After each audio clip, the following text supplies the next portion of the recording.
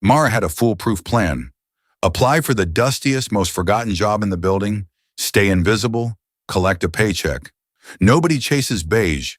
She walked in wearing exactly that. Jae-Won Shin looked up from his desk, saw the cardigan, and smiled like she'd just done something magnificent. She had not planned for magnificent. Mara, 52, stood at her bathroom mirror at 6 in the morning, rehearsing her resignation speech for a job she hadn't started yet. The plan was simple. Sub-level B, no windows, no managers, no eye contact. She'd even spent 40 minutes picking the most forgettable cardigan she owned. A beige so dull it hurt to look at. She had 3 fake sick excuses ready. She would be gone by noon. She walked in, took the elevator down, announced her name. The receptionist blinked, checked her screen, blinked again. "Mr. Shin's floor is expecting you." Mara stared at her. The cardigan was for nothing. 3 weeks before the interview, Mara sat at her kitchen table at 11 at night with 2 piles of bills in front of her. Left pile, payable. Right pile, negotiable. There was a third pile she didn't look at. Her daughter had called earlier. Mara said she was fine. She always said fine. Same voice, 11 years running. She wasn't bitter. She was just very, very efficient. The basement job asked nothing from her. A paycheck, a quiet room. No face required on the application. She just needed invisible.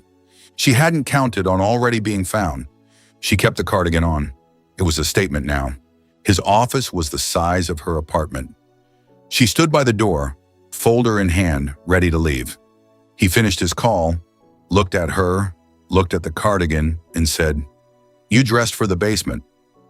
Like it was a compliment. She had not prepared for that. She told him there was a mistake. He told her about a $4.3 million discrepancy nobody could find.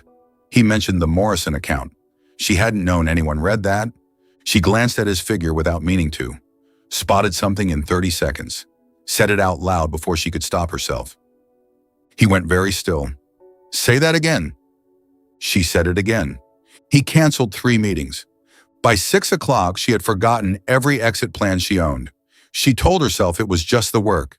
She was almost sure. She didn't see him for 4 days. She worked. She didn't expect anything. Wednesday, a coffee appeared. Oat milk, no sugar, too hot for normal people. She'd mentioned it once to someone else entirely. Thursday, she muttered about needing a second monitor. Friday, there were 2. No note. Monday, she found her quiet park 3 blocks away. He was already there. "Quiet here," he said. She sat on a different bench. She didn't leave. They ate in silence. He asked one real question about the ledger. She answered. They walked back separately. That night, she told Donna he was strange. "Strange how?" Donna asked. "He listens like he'll be tested on it." Silence on the line. "Mara, don't!"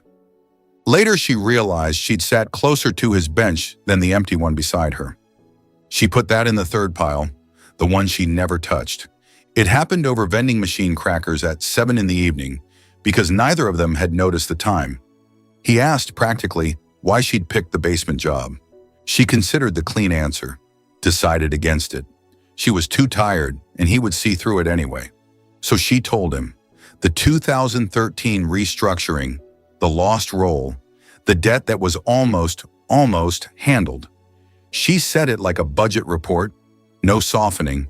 He didn't say, sorry, didn't offer to fix it. He said, 11 years of holding that together takes intelligence most people here will never have.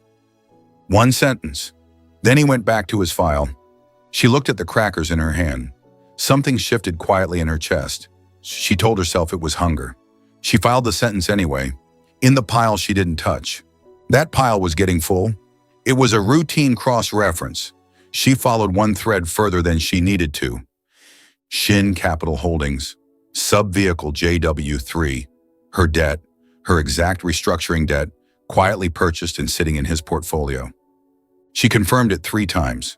Then she closed the laptop, told the front desk she had a family matter, and went home. She washed the dishes, called Donna for 4 minutes, walked around the block at 10. The next morning he checked the access logs, understood what she'd found in 90 seconds. He didn't call her.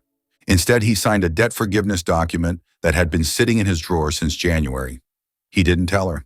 Then he waited. On his desk were 2 cracker wrappers she'd left behind. He hadn't thrown them away. He knew that wasn't normal. He noticed anyway. She agreed to coffee, not in the building. She didn't perform composure. She simply had it. She told him everything she'd found, everything she'd traced. He didn't interrupt. Then he started from the beginning. The Morrison file came through a 2020 acquisition. He didn't know her name then. He found the connection in January and waited too long to correct it.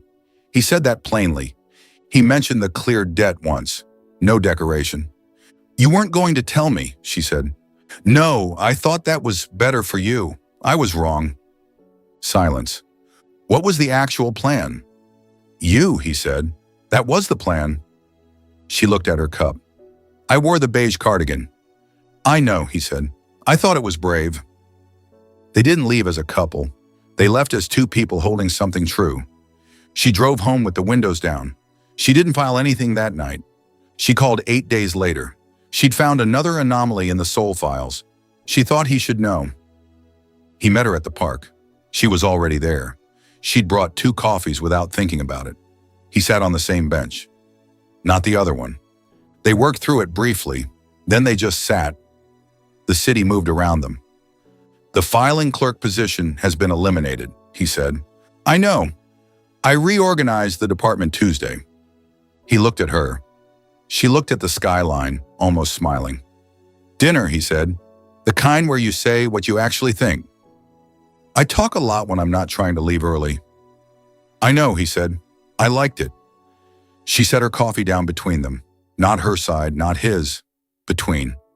"Thursday," she said. Neither of them moved to leave. The thing she'd spent 11 years guarding against had stopped feeling dangerous. It felt quietly like something to look forward to. The beige cardigan stayed in the closet. She wouldn't need it Thursday.